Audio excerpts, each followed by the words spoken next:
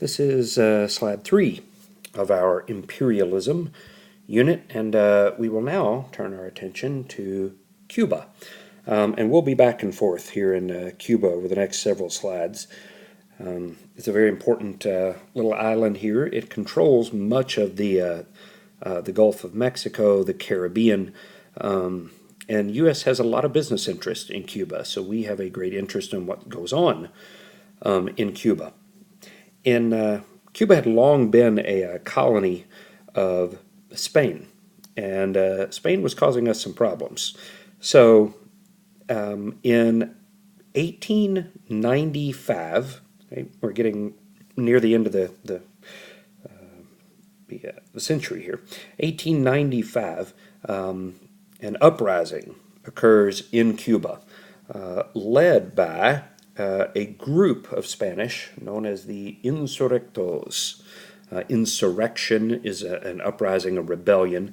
So the people leading this are known as the Insurrectos. These are Cubans who are desperate to get rid of their Spanish rulers. They want to run their own country. Sugar tariffs, the McKinley tariff, had been crippling the sugar industry in Cuba, and the Insurrectos are desperate to get rid of Spain here.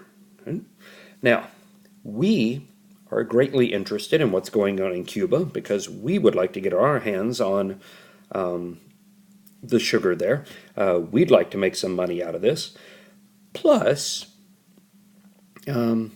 Americans sort of feel sorry for the underdog Cubans. Remember, we had ourselves fought a rebellion to get rid of our imperial rulers, much like the Cubans are now trying to fight a rebellion to get rid of their imperial rulers. So we identify with the underdog Cubans here, and we would like to see Spain gone about as much as the Cubans would like to see Spain gone.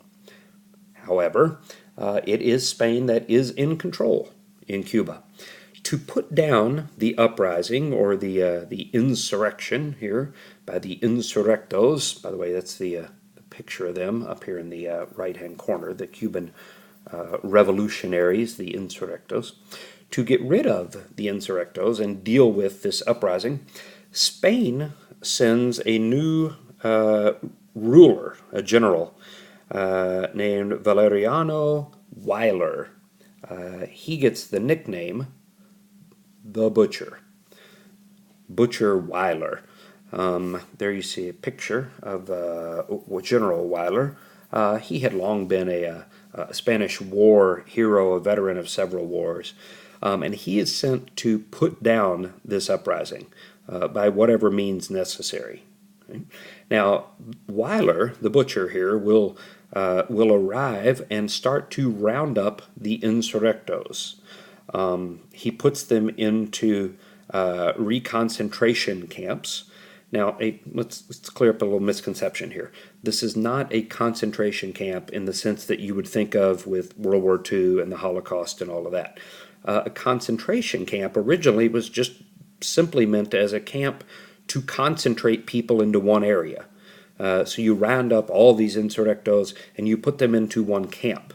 You're concentrating them into one area because they're easier to keep an eye on that way. So Weyler starts rounding up the Insurrectos, right, and putting them into prison camps. Now, a lot of the Insurrectos died there from disease. They weren't starved to death. They weren't worked to death. They weren't gassed, nothing like that. Quite a few did die from disease, but we'll talk about the problem of disease in Cuba here in a few more slides. But the U.S. needs to get Spain out of Cuba. The problem is the American public doesn't really care about what's going on in Cuba. They have no knowledge of it whatsoever. So to get the American public all riled up about what's happening to the Cubans, we see a new type, not really new, but this is the first time it's used in mass quantities here, a new type of journalism known as yellow journalism. Right? Yellow journalism. This is sensationalistic, over-the-top reporting. Right? Yellow journalism, somewhere in the beginning, was rooted in fact, but then stories get exaggerated. Hyperbole is used, so that by the time it actually makes a newspaper, nobody's quite sure what's true and what's not. There are three big names you're going to need to know here. The first two, under yellow journalism, are two rival newspaper publishers. Right? William Randolph Hearst and Joseph Pulitzer. Right? If you've ever heard of the Pulitzer Prize, that's awarded for excellence in journalism, this is the guy it's named after, the newspaper publisher. Hearst and Pulitzer compete with each other for business, so they would both, to try to get people to buy their newspaper instead of the other guys, would run these outrageous headlines to get people to buy their paper instead of the other guys. There you see the example here at the bottom. Crisis is at hand. Cabinet in session. Growing belief in Spanish treachery. Right? Words like treachery pops up, and you go, "Oh, what's going on there?" And you buy the newspaper. Right? Well, both of them are trying to get people to buy their own newspapers. Okay? So they each run these sensationalistic stories. Okay? Hearst sends a famous artist at the time named Frederick Remington to Cuba, and he tells him, "I want you to get me some pictures of this butcher Weiler and all the atrocities that he's committing, the murders and all of that. I want you to get me some pictures of that for the newspaper." So Remington goes to Cuba.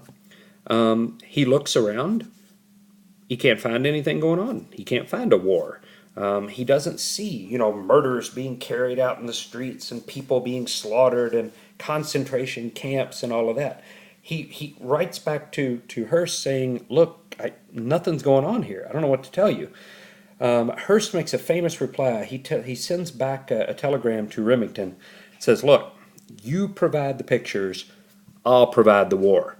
So he has Remington create these fake pictures, like the one you see here. This is Remington. He stages this one to put himself in the picture. This is an very early version of Photoshop. Right? These are supposed to be the mountains of bones and skulls of the Cuban people that have been slaughtered by the butcher Weiler. It's photoshopped. Nowadays is what we would call it. It was just a doctored image back then. These are the kind of pictures that Hearst wants. So Remington creates these pictures, sends them back, and Hearst starts practicing this yellow journalism. He writes stories of the streets of Havana flowing red with the blood of Cuban revolutionaries fighting for their freedom, the Spanish murdering people in the streets and all that. Well, people start to buy it. They buy the newspapers, and then they start to buy what the story's telling them, that these atrocities really are happening. And we start to feel horribly bad for the Cubans, but not quite bad enough to go to war ourselves yet. We need one more thing. We need one big incident to set it all off.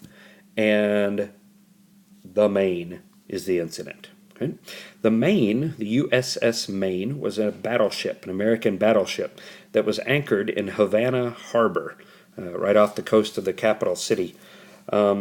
In February of 1898, the Maine exploded, killing 260 American sailors. That is what actually this newspaper headline is about. You can see the ship there, the little drawing of the ship. The Maine explodes. Well, who gets blamed? Spain does.